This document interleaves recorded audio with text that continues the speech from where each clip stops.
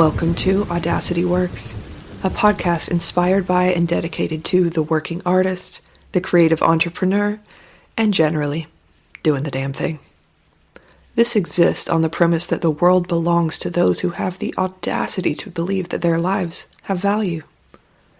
This is for you. Welcome to Audacity Works. I'm your host, Rachel Strickland, and this is episode number 188. And it is a buffet episode. A buffet episode, if you're new here, hi, welcome, is when I take the questions that I've been sent for the podcast that I want to answer, but I don't think I have 20 minutes worth of things to say about them. First things first, the muse struck hard today, and when the muse strikes, I sit up and pay attention. As a result, I have a new offer cooking in the kitchen, particularly for those of you who are into the functional woo. I'm creating something called 7 Deadly Satisfactions. It's going to be taking place in August. I'm still building it out, so there isn't a whole lot that I can tell you about it now, except that I'm super excited. We're going to take purity culture and use its own weapons against it to dig that worm out of our brains. Can I get a hell yeah? There is a link in the, hell yeah. Okay, there's a link in the show notes where you can sign up to be the first to know. I am only going to do like a soft launch to the waitlist because this is new. And yeah, I would love to see you. All right, moving right along, we're going to dive right in. First question from one of my homies. They're going to remain anonymous. And this is about independent artists in the American healthcare system. So if you're not in the American healthcare system, you might just want to like bloop on by this part, but it definitely bears an answer. And what this listener pointed out was that, she loves all the things that we say about not being an island, rely on each other, and then points out how we're kind of forced to be an island and to be self-sustaining and responsible for our entire health, particularly in the U.S. healthcare system. If you don't know, it's absolutely shit. So the first thing that I want to say is I'm so sorry that you're in this position.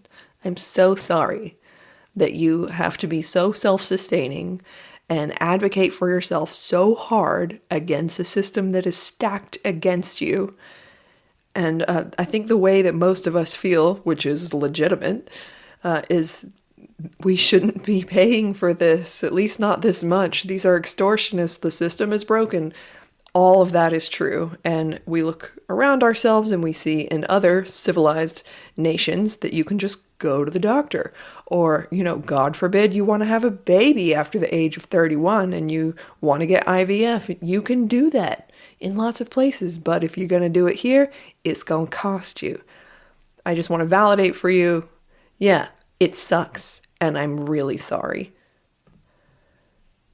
But the fact that it sucks is unlikely to change very quickly. The tower is going to crumble eventually, and it's probably going to get worse before it gets better. And I hope to live to see that. Honestly, I do, because I want to see what comes to take its place. And that's something that I'm excited about. But in the meantime, here we are. So what do we do? Because we know it is we're the only ones that are going to advocate for ourselves. We have to be ultra discerning. And we're not doctors, but even our doctors tend to just dismiss us or shuffle us from specialist to specialist, especially if you have an injury that isn't, I have a boo-boo, I fell down, I scraped my knee. If you have anything that's more complex than that, we're kind of on our own, right? For example, the SI joint injury that I have been dealing with since July of last year. This happened after I got bit by the snake. I'll put a link to that in the show notes if you're like, wait, what? What happened? Yeah, got bit by a snake.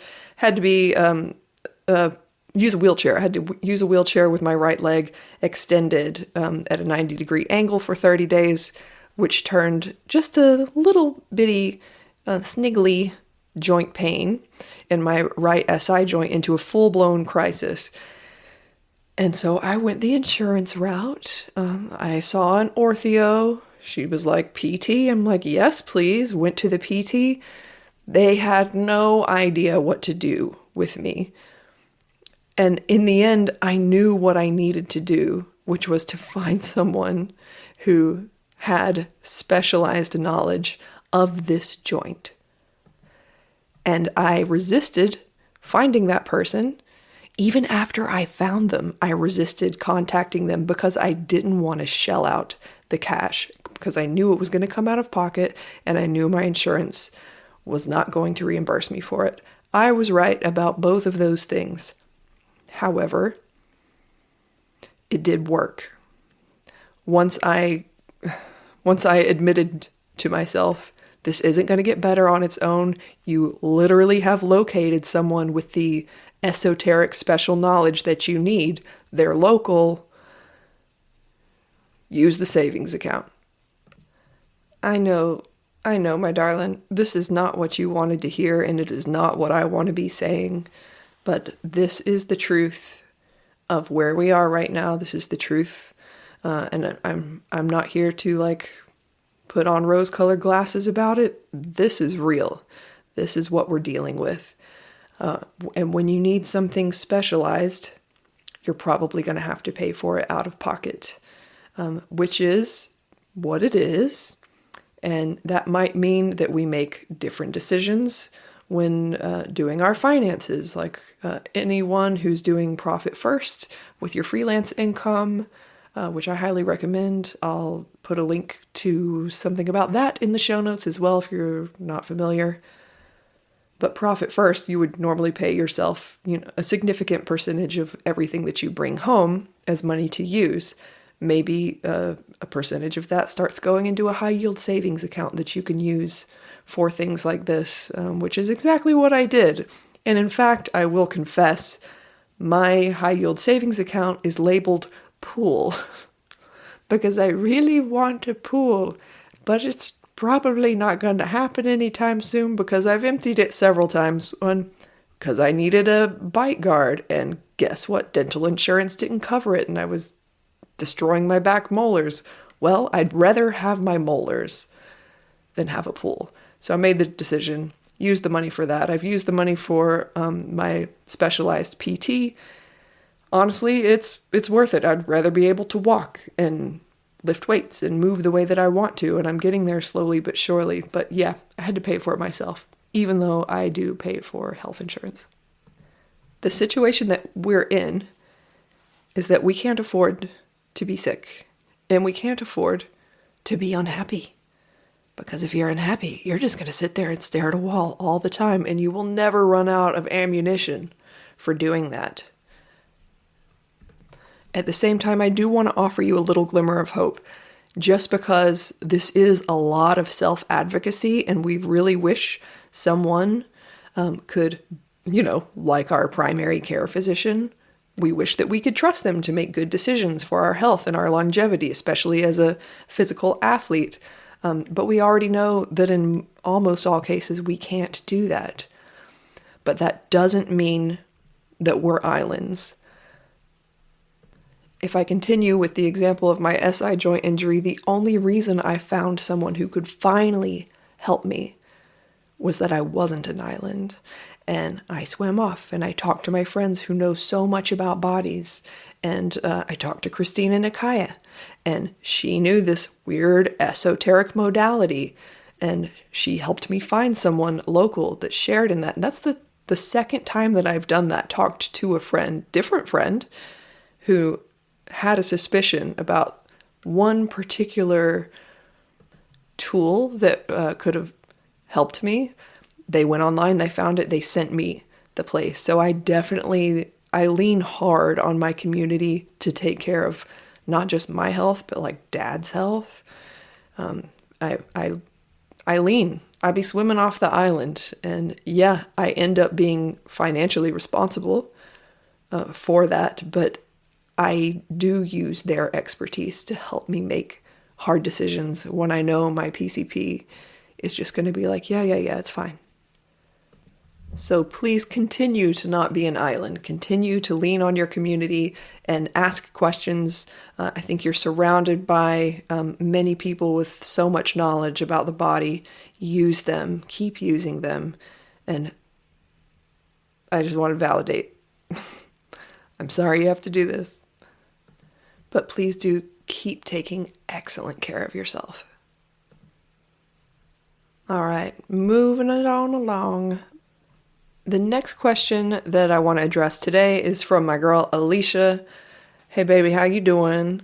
And Alicia asked, okay, something for the Podlycast that grinds my gears. Twice in the past 2 days, people have mentioned they don't post to Instagram much because they're perfectionists.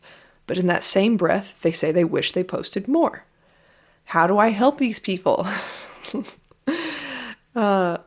And is Instagram the problem? Is it their insecurities? Who hurt them?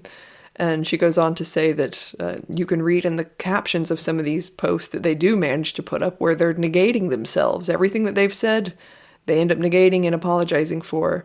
And it's driving her crazy. And I love that drives you crazy, babe. Honestly, I feel so much pride, not like in myself, but for you, not like proud of you, because that's kind of patronizing, but I have so much pride for you that you see people stuck in this place where they want to share, but they don't because they're not allowing themselves to make a mistake. And yeah, so much pride. Now, Alicia has already done some things about this, like sending them materials, like other podcasts that I've done. I'll look for that and put that in the show notes. If you are being nommed on by the perfectionist gremlin, it is not your fault, but it is your responsibility to yourself to dig the worm out so that you can be happy. Now, other than that, and those resources that you've already shared, if you see people around you suffering, lead by example. Lead by example. That's it. That's the whole answer. You've already sent them some things. They'll change when they're ready or not. But the best thing that you can do is lead from the front. Keep doing what you're doing. Post things that are imperfect. Show up exactly as you are. Show up with your full humanity and refuse to apologize for it. All of that, even if no one ever says anything to you about it, they do notice.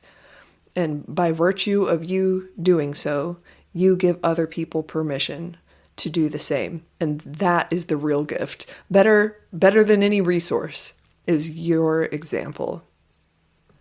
I am looking at the time and you might be like, no, it's not been 20 minutes, but have you considered that it is June, which means it is low work June. And that means I hold myself to a lower standard of production. And during June and December, I have low work months. And the podcasts are frequently about 15 minutes instead of the usual 20 or 25 during that time. And that's what I'm doing now. Happy June, everybody. Guess what? On Sunday, I'm going to be 44. And if you love me, check your inbox that day, because every year on my birthday, I ask the people who listen to me and allow me the pleasure of being in their inboxes. I ask them a question, and I have one for you this year. Surprise, surprise, as I am mid-existential crisis. So thank you in advance, and if you are not on that list, I would love it if you would be. I'll put a link to that in the show notes. Show notes, I said that weird. Please and thank you. Thank you both so much for writing to me with these questions and trusting me to give you my thoughts on them. It means the world to me. If you have requests for future episodes, you can reach me always at Rachel Strickland Creative on Instagram or on Patreon at Rachel Strickland Creative. This podcast is powered by Patreon, as well as the rest of my life, especially right now. So thank you, as I'm virtually unemployed. This is an in-between time for me, a very liminal time, and Patreon is a lifesaver. It not only allows me to keep doing this and recording this podcast, but, pretty much living. So thank you. Thank you so much. But I always welcome podcast requests, and they're really helpful and always get me thinking, and I'm always honored by them. So thank you very much. Until next time, my friends, happy June. Swim off the island and lead by example. And don't go back to sleep.